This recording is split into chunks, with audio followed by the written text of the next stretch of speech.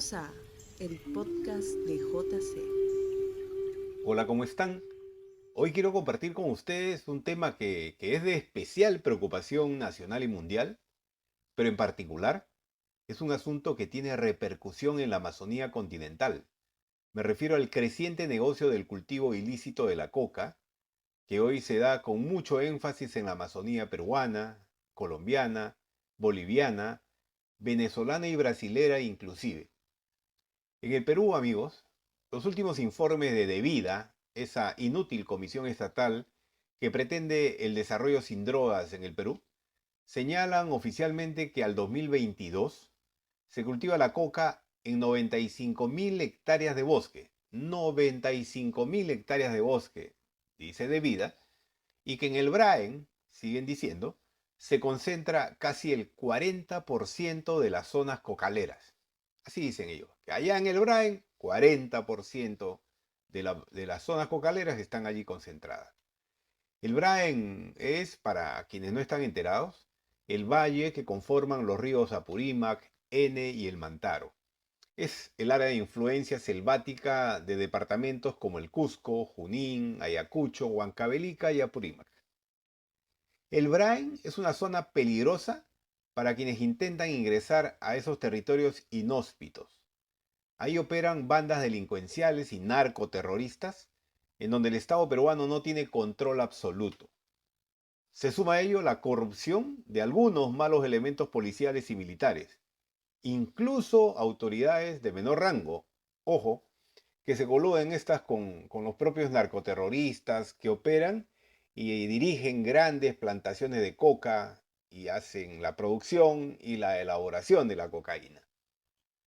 Revisando algunas cifras oficiales presentadas recientemente por Devida, dice que son casi 14.000 hectáreas del territorio de Loreto. Ojo, Loreto, la región más grande del Perú, de la Amazonía peruana.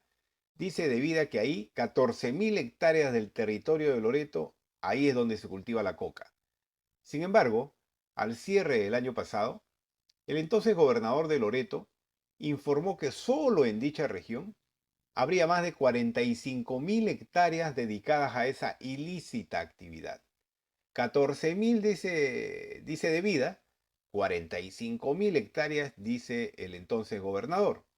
Estamos hablando de una visión más cercana y que triplica lo que oficialmente se conoce por producción de coca en Loreto y que lo señala de vida. Pero aquí déjenme decirles algo, aquí hay una extraña, muy extraña coincidencia. Justamente allí, donde las principales ONGs ambientalistas, comandadas por AIDESEP y por Orpio, AIDESEP y Orpio, estas defienden pues la existencia de manera ardorosa de pueblos no contactados o en situación de aislamiento voluntario, los Piasi como se conocen. Allí justamente es donde más auge va teniendo el cultivo ilícito de coca, en esos territorios Piasi. Por la zona de Contamana, por ejemplo, donde está ubicada una de esas reservas, la de Cacataibo Norte, la de Cacataibo Sur, por si acaso, está hacia la región Huánuco, ahí están juntas las dos, en la misma frontera entre Huánuco y Loreto. En la de Cacataibo Norte, entonces, la que está en Loreto, hay una intensa y creciente actividad donde ni la policía ni las Fuerzas Armadas pueden intervenir. Son reservas intangibles, pues. Estamos escuchando el podcast de JC. Este caso lo ha denunciado inclusive el propio alcalde provincial de Ucayali, señalando que no hay evidencia científica de la existencia de poblaciones en aislamiento en esos territorios.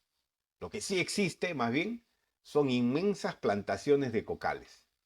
El alcalde ha sido muy claro en ese sentido. Otro caso es el del Bajo Amazonas, Ramón Castilla.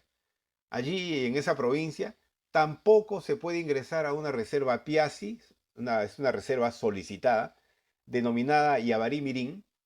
Y digo solicitada porque AIDESEP, nuevamente AIDESEP, con la complicidad del Ministerio de Cultura, han solicitado que esos territorios fronterizos con Brasil, donde conviven pobladores indígenas ticuna, se conviertan en zonas inexpugnables para cualquier entidad del Estado peruano, incluso para la propia población indígena que vive en las cercanías. Si el Ministerio de Cultura, a través de una comisión multisectorial, aprueba la creación de esa reserva Piazzi, porque está pedida como tal, los que sí operarán ahí con total impunidad serán los narcotraficantes, los cultivadores de coca, gente dedicada a las acciones ilícitas. No quisiera pensar que hay una asociación estratégica y perversa del narco con algunos organismos, con algunas ONGs que dicen ser defensoras de los pueblos indígenas. ¿Y sabes cómo se llaman los principales carteles de drogas en la Amazonía peruana? Familia do Norte es una de ellas. Primero, Comando da Capital es otra. Comando Vermelo es quizá la más conocida en esos territorios. La Cría también. ¿Y sabes también cómo se les llama a los patrones miembros del cártel en esas poblaciones empobrecidas? Narcobenefactores. Sí, narcobenefactores.